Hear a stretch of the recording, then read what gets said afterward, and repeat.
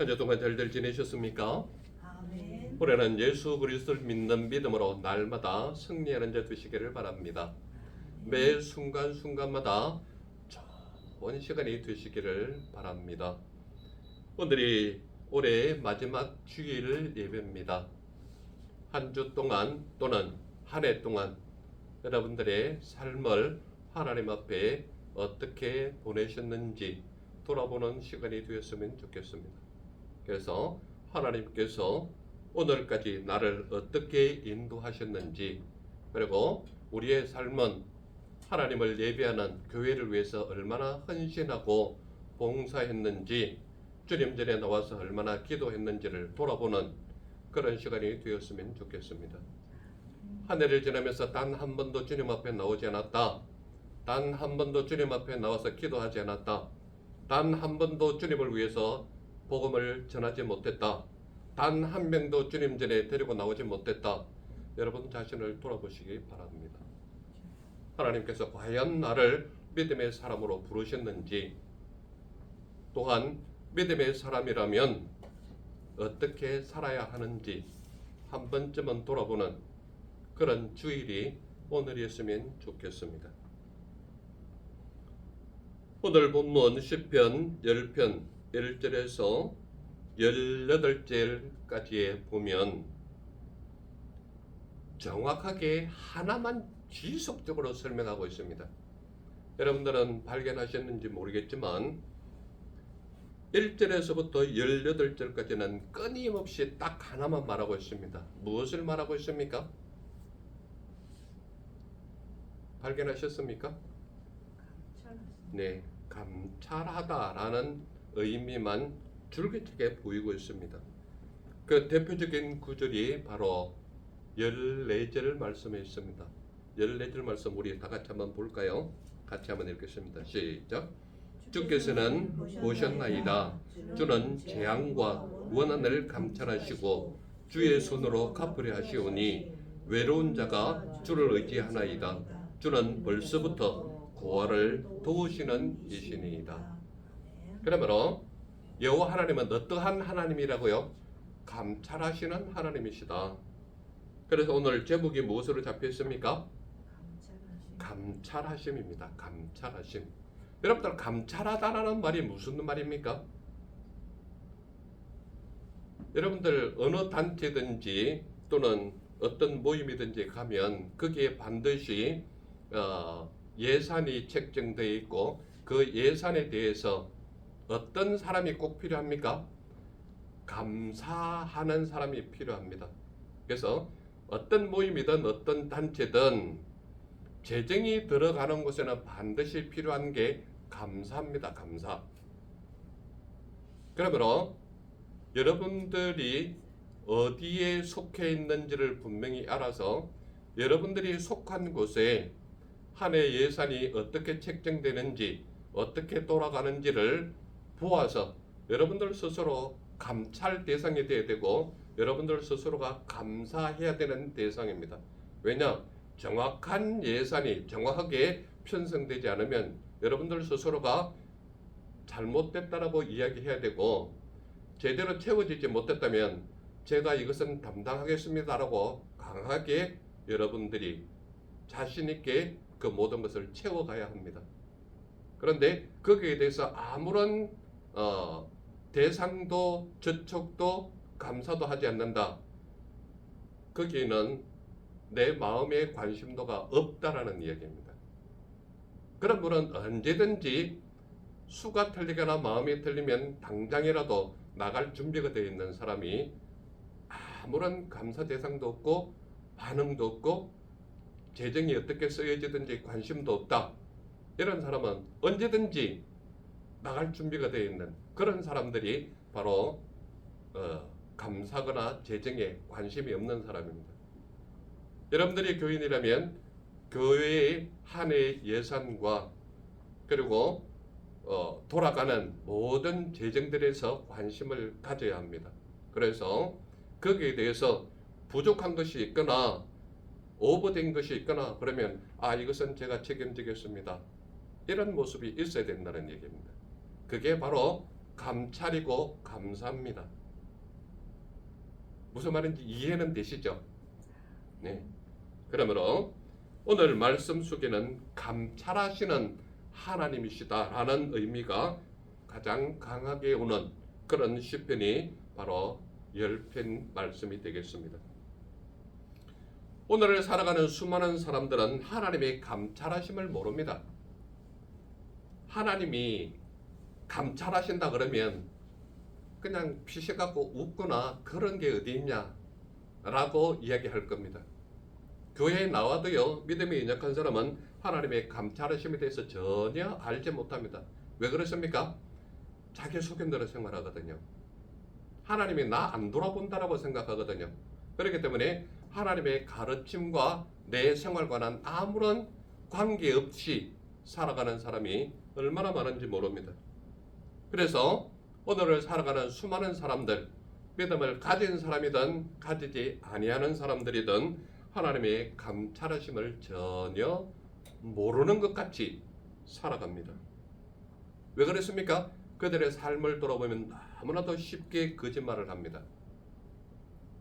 거짓말이 그냥 밥 먹듯이 쉽게 나와요. 자기 자신은 그게 거짓말이라는 게 나쁜 것이라는 것이 인정할 수 없을 만큼 거짓말이 자연스럽게 나옵니다. 이게 결과적으로 뭐냐? 하나님이 나를 감찰하신다라는 그 자체도 모르고 있다는 이야기입니다. 그리고 아무렇지 않게 사람을 속입니다. 사람을 속이는 게 무엇 때문에 속인다고 생각하십니까? 하나님이 나를 감찰하신다고 하면은 속이는 말이 나올까요? 안 나오죠. 그런데 아무렇지 않게 속여요. 자기 삶도 속이고 말씀도 속이고 하나님 앞에 살아가는 삶도 속이고. 왜 그렇습니까? 하나님이 감찰하신다는 사실을 모르기 때문에 그렇습니다. 또한 세상에 정치하는 사람이거나 세상을 이끌어 나가는 그런 사람들의 모습 속에는 이념과 사상으로 사람들을 현혹하는 모습을 보입니다.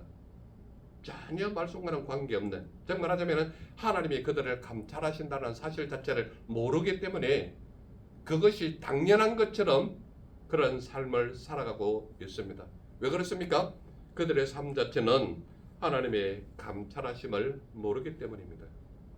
그런데 오늘 말씀 속에서 우리가 조금 전에 읽었던 14절 말씀 보면은 정확하게 우리에게 무엇을 말하느냐? 주는 재앙과 원한을 어떻게 하신다고요? 감찰하신다. 정확하게 말하고 있지 않습니까? 감찰하다는 건 뭐예요? 여러분들 과거에 우리나라 과거 제도를 통해서 지방을 돌아보는 역할을 하는데 그 대표적인 인물이 누굽니까? 암행어사입니다. 암행어사. 그 말 이렇게 몇 마리냐에 따라서 그 사람의 신분 측정을 할 수 있는데 그 마패는 누가 주느냐 하면 바로 그 나라의 왕만 줄 수 있는 비밀 이름패 또는 명패, 계급의 패 이겁니다. 즉 하나님께서 우리에게 주신 패는 뭡니까? 하나님을 믿는 믿음의 패거든요. 예수 그리스도를 믿는 믿음의 패가 내 안에 있단 말이에요. 그렇기 때문에 믿음의 사람은 믿음의 패만 보이면 어떠한 악한 마귀 사탄이 할지라도 감히 접근을 못하는 거죠. 왜 그렇습니까? 하나님이 승리하도록 믿음의 패를 내게 주셨거든요. 그렇지 않습니까? 왕이 보낸 사람은 마패를 주셨지만 하나님을 믿는 믿음의 사람은 그 이마에다가 인을 찍어 주신 거예요. 그렇기 때문에 악한 마귀 사탄을 이길 수 있는 유일한 도장은 내 이마에 도장을 꽉 찍어놨다 이 말입니다. 누가? 하나님께서. 그래서 하나님은 나를 믿는 믿음의 사람은 그 이마에 인을 찍었다 그랬죠. 그 인이 뭡니까? 도장인자잖아요. 그러므로 믿음의 사람은 하나님께서만 알아보는 이마에 도장을 찍어놨다 이 말입니다. 그런데 이마에 도장이 찍힌 사람이 세상 사람과 똑같이 산다면 그 사람은 도장값을 하는 삶입니까? 도장값도 못하는 사람입니까? 그게 여러분들에게 하나님께서는 감찰하신다라는 의미가 하나님께서 도장을 찍어놨는데 얘가 삶을 돌아보면 믿음 없는 사람처럼 살아간다. 그러면 하나님께서 그 도장을 뺏을 수도 있다 이 말입니다. 그러나 분명한 것은 하나님은 한 번 선택한 사람은 절대 놓치지를 않으시는 하나님이 우리 하나님이시거든요. 그렇다면 바꿔야 될 분은 하나님이 아니라 나란 말이에요. 그 의미를 정확히 알아야 되는 겁니다. 하나님이 그 이마에다가 도장을 찍어줬다면 하나님만 바라보고 살아가는 게 믿음의 사람이거든요. 그런데 그 믿음의 사람이 세상 사람들도 하지 않는 나쁜 짓을 하거나 욕을 하거나 거짓말을 하거나 속인다. 그러면 그 도장을 뺏는 것이 소중한 게 아니라 그 사람이 변화받을 수 있도록 하는 게 중요한 겁니다. 그래서 하나님은 예배를 통해서 끊임없이 하나님의 말씀을 들려주잖아요. 얘야 너무 멀리 가지 마. 얘야 너무 멀리 가지 마. 얘야 그 소견은 네 소견이야. 하나님의 말씀대로 살아. 이것을 자꾸 말씀하는 이유가 뭡니까? 하나님의 사람으로 돌아오라는 얘기거든요. 왜 그렇게 합니까? 하나님이 나를 감찰하시기 때문에 그렇다는 얘기입니다. 하나님이 나를 감찰하시기 때문에. 그래서 주는 재앙과 원한을 감찰하신다라고 말하면서 뭐라고 얘기하느냐? 3절 우리 다 같이 한번 읽어볼까요? 3절 다 같이 시작. 악인은 그의 마음의 욕심을 자랑하며 탐욕을 부리는 자는 여호와를 배반하여 멸시하나이다. 누가 하나님을 멸시한다고요? 탐욕 부리는 자. 악인은 그의 마음에 욕심을 자랑하며 탐욕을 부리는 자는 여호와를 배반하여 멸시한다라고 이야기합니다. 그러니까 마음속에 욕심이 가득한 사람은 하나님을 배반하기도 하고 하나님의 가르침을 멸시하기도 합니다. 그런 사람은 어떻게 한다고요? 제가 늘 강조하잖아요. 안식일만 제대로 잘 지켜도 하나님께서는 그의 생애 동안 먹을 것 걱정 없이 채워주시겠다고 제가 오후 교회 시간에 말씀드렸지 않습니까? 그럼에도 불구하고 안식일을 자꾸 빠지는 사람은 뭡니까? 하나님 감찰하심을 모르는 거예요. 하나님이 감찰하신다는 걸 안다는 사람이 안식일을 빠지겠습니까? 못 빠지죠. 생명을 걸고서라도 하나님을 예배하는 일에 소홀하지는 않는다 이 말입니다. 그렇기 때문에 안식일에 예배를 빠지겠다라고 마음먹는 사람은 하나님이 감찰하신다라는 사실을 모르거나 대적하거나 그거 별거 아니라고 생각하는 사람, 즉 말하자면 멸시하거나 배반하는 사람들이 하나님 예배를 소홀히 한다 이 말입니다. 4절 다 같이 한번 읽어볼까요? 4절 시작. 악인은 그의 교만한 얼굴로 말하기를 여호와께서 이를 감찰하지 아니하신다 하며 그의 모든 사상에 하나님이 없다 하나이다. 정확하게 악인의 모습이 어떤 모습인지, 죄인의 모습이 어떤 것인지, 하나님을 외면하는 자가 어떠한 모습인지를 정확하게 말하고 있지 않습니까? 악인은 그의 모든 사상에 하나님이 없다 말한다 이 말입니다. 하나님이 살아계신데 그렇게 산다면 그 사람은 자기 스스로 자기 복을 차거나 아니면 나는 내 소견대로 살아가겠다라고 주장하는 사람이란 말이에요.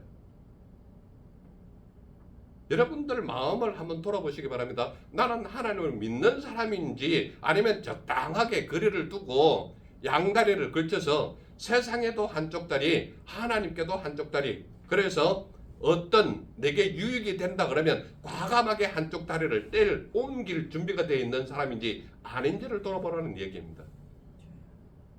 하나님의 말씀은 바로 그것을 얘기하는 겁니다. 악인은 그의 모든 사상에 하나님이 없다 말한다 이 말입니다.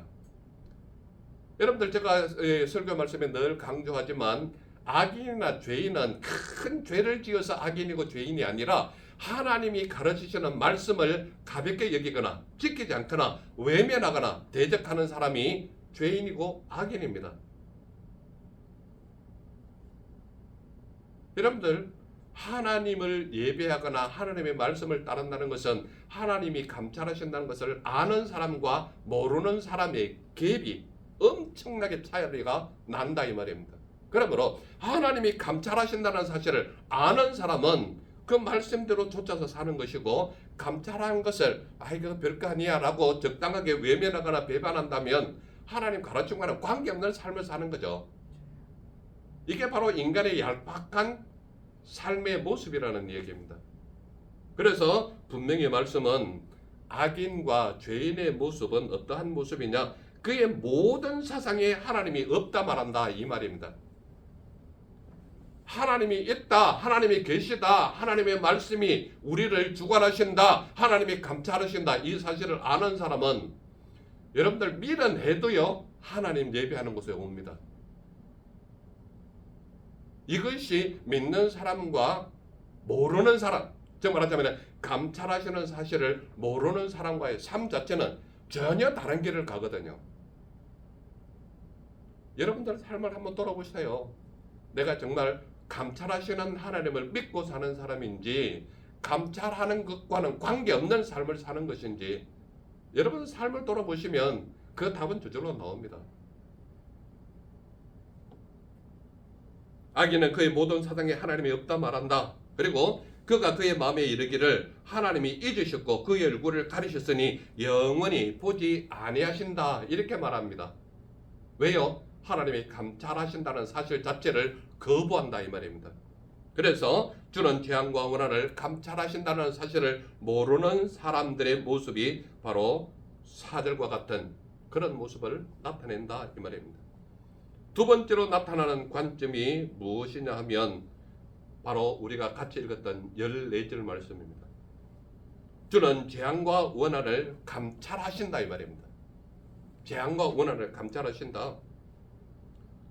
거기에서 말씀에 보면 이렇게 얘기하고 있잖아요. 14절만 보면 주는 재앙과 원한을 감찰하시고 주의 손으로 갚으려 하신다 이 말입니다. 즉 말하자면 재앙과 원한을 감찰하신다라는 말은 하나님께서 명령하신 것에 대해서 지키지 않는 사람은 그에게 재앙을 내리시는 거예요. 그래서 하나님은 언제나 하나님 편에 서 있는 사람은 완벽하게 보호하시고 피난처가 되어주시고 그에게 축복하시지만 제가 늘 이야기하는 게 출애굽기에 같은 것을 대표로 보지 않습니까? 창세기에도 그 말씀이 나와 있지만 모세를 따르는 수많은 사람들이 하도 모세를 괴롭히고 하나님을 이렇게 우습게 얘기하는 그런 말을 하니까 모세가 이른 아침 일어나서 나는 오직 여호와 하나님만 섬기겠다. 그러니 하나님을 섬기는 사람은 내게 오고 그렇지 않다면 저쪽 편에 서라. 서자마자 어떻겠습니까? 땅이 뒤집혀서 그들을 완전히 땅에 삼키는 모습을 제가 설교 시간에 지금 몇 번 얘기를 했는지 모릅니다. 왜 그렇습니까? 그 사실 하나만으로도요 우리는 충분히 하나님께 가까이 갈 수 있는 이유가 되는 겁니다. 그리고요 그 외에도 시편을 통해서 우리가 오늘까지 사도행전 들어가기 전에 10편이나 지금 설교를 하고 있는데 시편 10편만 통해서도요 우리는 엄청나게 변화될 수 있는 귀한 말씀이 이미 선포되었습니다. 지난 10주 오늘까지 10번 제가 설교를 했지 않습니까? 이 모든 말씀이 시편만 온전하게 이해를 해도요 하나님 다리를 붙잡고서라도 그분을 놓치지 않는 삶이 우리의 삶이 되다는 것을 끊임없이 말하고 있거든요.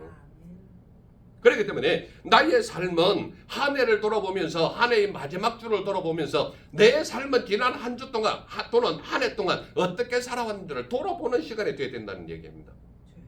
내가 과연 하나님의 감찰하심을 잊지 않고 삶을 살아왔는지 감찰하시는 것 정도는 가볍게 무시하고 살아왔는지 그것을 돌아보면 내 삶이 악인의 삶인지 의인의 삶인지 분명하게 구분할 수 있다는 얘기입니다.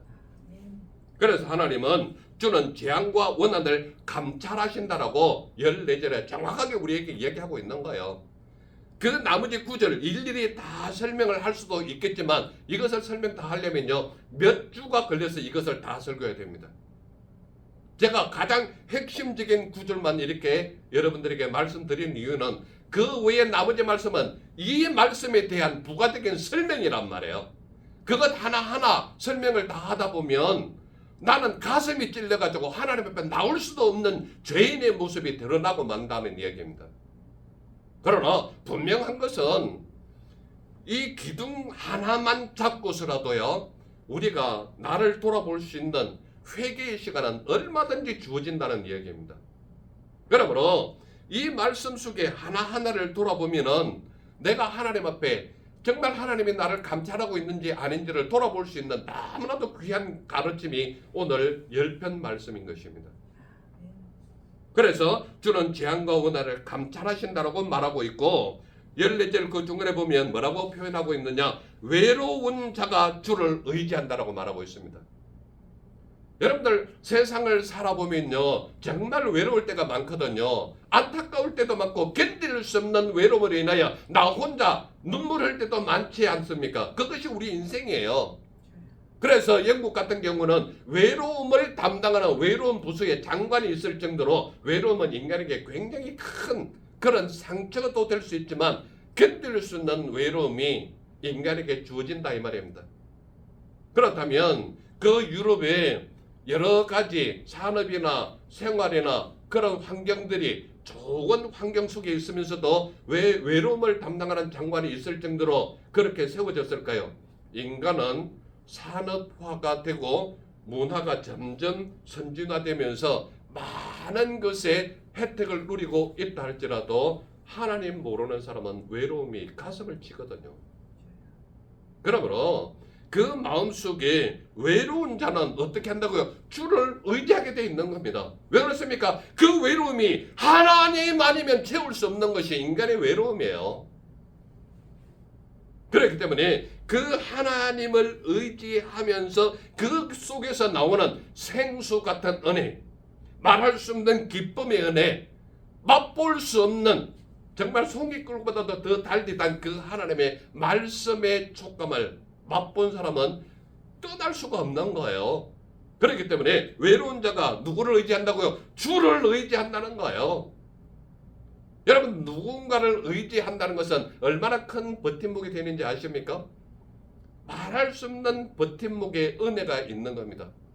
외로워 본 사람은 그 외로움이 어떤 건지를 알거든요. 그렇기 때문에 한번 외로움을 겪어본 사람은 누구를 의지해야 내가 그 외로움을 풀 수 있느냐라고 본다면 가장 큰 버팀목이 하나님 외에는 없습니다. 그래서 14절에 보면 강하게 주장하는 것이 뭐냐? 외로운 자가 누구를 의지한다고요? 주를 의지한다는 거예요.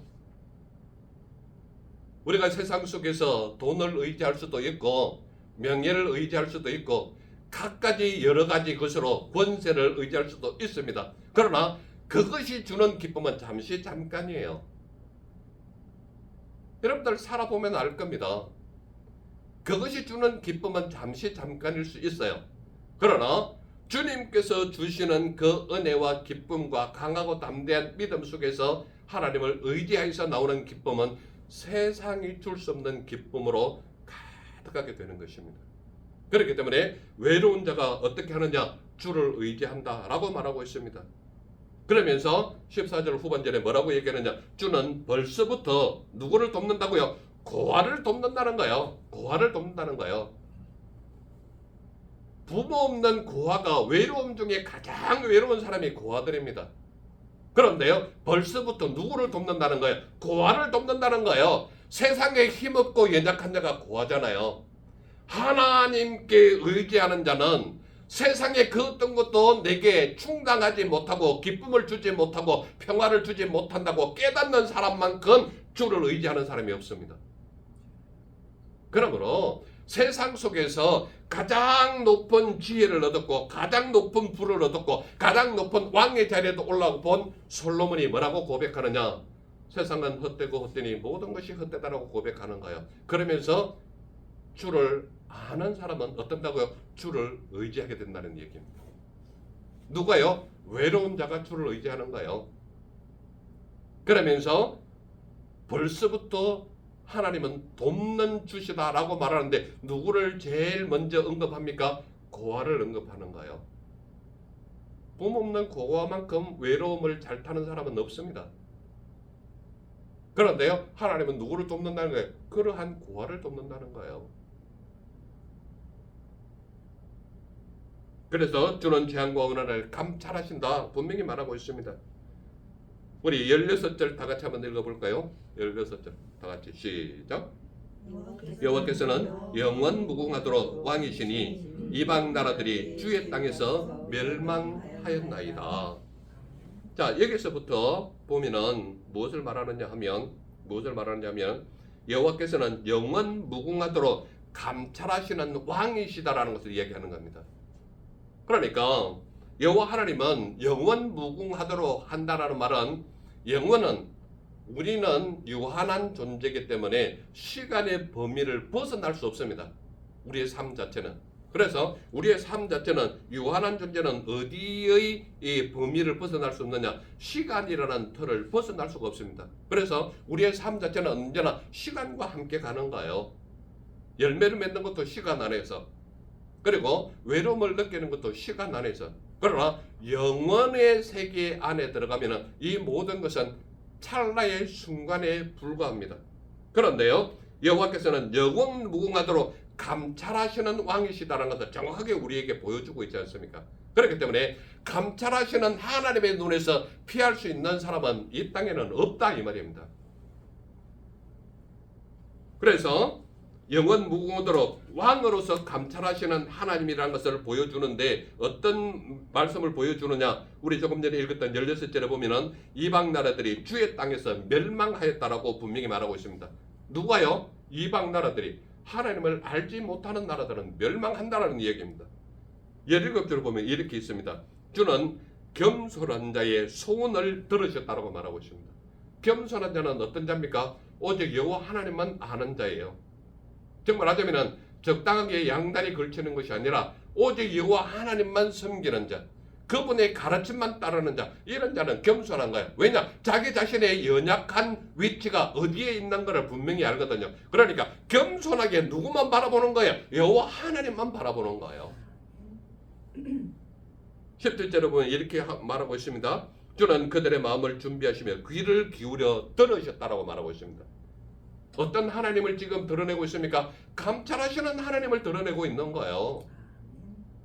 또한 18절에 보면 이렇게 얘기하고 있습니다. 주는 고아와 압제당하는 자를 위하여 심판하셨다라고 말하고 있습니다. 그러니까 고아와 압제당하는 자는 누구에게 피해를 많이 입습니까? 가진 자. 정말 하자면 계급도 가진 자, 돈도 많은 자, 여러 가지 권세가 있는 자, 이런 자들에게 늘 핍박당하고 압박당한다는 이야기입니다. 그런데 그들을 위해서 어떻게 한다고요? 심판하신다라고 18절에 말하고 있는 겁니다. 또한 18절 보면 이렇게 얘기하고 있습니다. 주는 세상에 속한 자가 다시는 위협하지 못하게 하신다라는 거예요.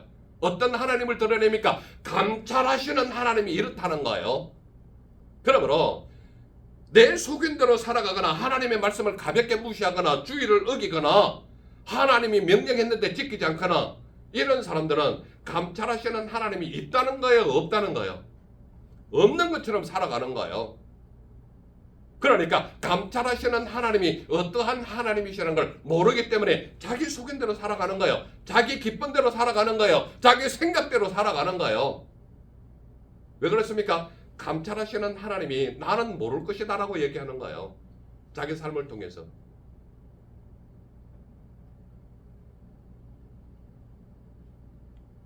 오늘을 살아가는 사람들은 왜 감찰하시는 하나님을 인정하지 못할까요? 왜 그렇다고 생각하십니까? 왜 오늘을 살아가는 수많은 사람들은 감찰하시는 하나님을 인정하지 못할까요? 첫 번째로 드러나는 것이 환난을 당하지 않는다고 생각하기 때문입니다. 이와 똑같은 말을 몇 절에 하고 있느냐? 6절에 하고 있습니다. 나는 환난 당하지 않는다라는 거예요. 나는 환난 당하지 않는다. 오늘을 살아가는 수많은 사람들이 왜 여호와 하나님의 감찰하심을 모른 채 하느냐? 교회에 나오는 사람도 그거는 아닐 거야 라고 생각하는 이유가 뭡니까? 자기 속인대로 살아가는 거예요. 자기 생각대로 살아가는 거예요. 이게 바로 하나님의 감찰하심을 모르기 때문이라는 이야기입니다. 안다면 그렇게 못 사는 거죠. 사람들은 왜 감찰하시는 하나님을 인정하지 못하느냐? 그들의 입에는 거짓과 포악이 충만하기 때문입니다. 똑같은 말을 어디에서 얘기합니까? 7절에서 얘기하고 있습니다. 7절에서. 그들의 입에는 거짓과 포악이 충만하기 때문에 하나님의 감찰하심을 모른 채 하고 살아간다 이 말입니다. 왜 사람들은 감찰하시는 하나님을 인정하지 못할까요? 그의 혀 밑에는 잔해와 죄악이 있기 때문입니다. 똑같이 7절에 이것을 말하고 있다 이 말입니다. 우리가 믿는 예수님은 어떠한 하나님이십니까? 우리가 믿는 예수님은 모든 것을 감찰하시는 하나님이 우리 예수님이십니다. 예수님은 영원한 왕으로서 감찰하시는 하나님이라는 것을 16절에 말하고 있습니다. 우리가 16절 우리 조금 전에 읽었지 않습니까? 예수님은 영원한 왕으로서 감찰하시는 하나님이 우리가 믿는 예수님이시다 이 말입니다. 17절에 이렇게 얘기합니다. 예수님은 겸손한 자의 소원을 들어주시며 감찰하시는 하나님이라는 것을 정확히 드러내고 있습니다. 그러므로 하나님을 믿는 믿음의 사람은 하나님이 우리를 감찰하신다는 사실 자체를 잊어서는 안 됩니다. 그 말씀에 있는 즉시 내 소견이 나오고 내 생각이 나오고 내가 좋은 대로 행동에 옮길 수밖에 없다 이 말입니다. 그러므로 작은 교회든 큰 교회든 믿음이 좋은 집사나 장로나 권사들은 어떻게 생활하느냐? 자기가 3, 40년 전문 분야를 할지라도요, 어떤 가게를 오픈하거나 사업을 할 때 꼭 목사님한테 와서, 목사님, 제가 지난 40년 동안 보리밥집을 했는데요, 새로 오픈을 하려고 합니다. 어디에 됐으면 좋겠습니까? 나보다 그 사람이 더 전문가잖아요. 그런데 목회자에게 와서 물어요. 왜 묻습니까? 하나님의 뜻을 알고 싶은가요? 하나님의 인도하심을 받고 싶은가요? 그런데 대부분의 사람들은 어떻게 합니까? 일 다 벌려놓고 사업체 다 완성해놓고 했습니다. 와서 예배 좀 해주십시오. 또는 기도 좀 부탁합니다. 하나님은 어떤 사람을 더 기뻐하시겠습니까? 하나님 앞에 묻는 사람이 제일 기뻐함을 받는 사람입니다. 예수님은 모든 것을 감찰하시는 하나님이십니다. 17절에 보면 겸손한 자의 소원을 들어주시며 감찰하신다고 말하고 있지만 또 뭐라고 얘기하느냐? 예수님은 마음의 소리도 귀 기울여 들으시고 감찰하시는 하나님이라고 말하고 있습니다. 우리 17절 같이 한번 읽어볼까요? 17절 같이 시작. 여호와여, 주는 겸손한 자의 소원을 들으셨사오니 그들의 마음을 준비하시며 귀를 기울여 들으시고. 마음에 있는 소리도 하나님께서는 아신다 모르신다? 다 아신다 이 말입니다. 그렇기 때문에 그 마음의 소리는 제게는 안 들릴 수 있습니다. 그러나 누구는 알아요? 하나님은 아신다 이 말입니다. 하나님은 아세요. 예수님은 모든 것을 감찰하시는 하나님이시다는 것을 우리에게 분명히 말하고 있습니다. 그렇다면 올해의 마지막 주를 보내는 우리 모두는 믿음의 사람으로서 감찰하시는 그 하나님을 어떤 모습으로 살아갈 거냐, 이것을 한 번쯤 생각해 봐야 되겠죠. 믿음의 사람은 감찰하시는 예수님을 믿는 삶이 우리의 삶이 되어야 된다 이 말입니다. 즉 말하자면 예수님은 재앙과 원한을 감찰하시는 하나님이심을 믿는 삶이 우리의 삶이 되어야 된다 이 말입니다. 또한 16절을 근거로 예수님은 영원한 왕으로서 감찰하시는 하나님이심을 믿는 삶이 우리의 삶이 되어야 된다 이 말입니다. 또한 18절을 근거로 예수님은 감찰하신 것을 심판하시는 하나님이심을 믿는 삶이 우리 삶이 되어야 된다 이 말입니다. 그리할 때에 하나님은 감찰하시는 하나님으로서 우리의 세미한 것까지 다 아시는 하나님이시므로 우리의 삶 속에서 하나님의 눈을 피할 수 있는 곳은 이 세상에는 없습니다. 그러므로 그 말씀이 우리를 깨닫게 한다면 여러분들이 이 말씀을 듣는 이 순간부터 하나님의 말씀이 나를 감찰하시기 때문에 그 말씀을 들은 자의 삶이 변화받기를 원하는 분이 우리 예수님이시라는 것을 분명히 아시기를 바라는 것입니다. 그래서 한 해의 마지막을 보내는 이 주일 동안에 하나님께서 감찰하시는 하나님으로서 우리의 한 해를 돌아볼 때에 우리는 과연 어떠한 삶을 살았느냐 한 번쯤은 돌아보는 그러한 모습이 우리 모두에게 있기를 간절히 소망하는 것입니다. 아멘. 기도하겠습니다. 사랑의 주 하나님 감사합니다. 오늘도 우리에게 감찰하시는 하나님의 모습을 들려주시니 감사합니다. 올 한 해를 주님 앞에 보낼 때에 나의 삶은 감찰하시는 하나님을 인정하고 믿고 따르고 순종하는 자의 삶이었는지 아닌지를 돌아보는 이 시간이 되게 하옵소서. 함께 하시고 이끄시고 너는 채우심을 믿사오니 주여 주님 홀로 영광받아 주옵소서. 날 보내신 예수님 이름으로 감사하며 기도드렸사옵나이다. 아멘.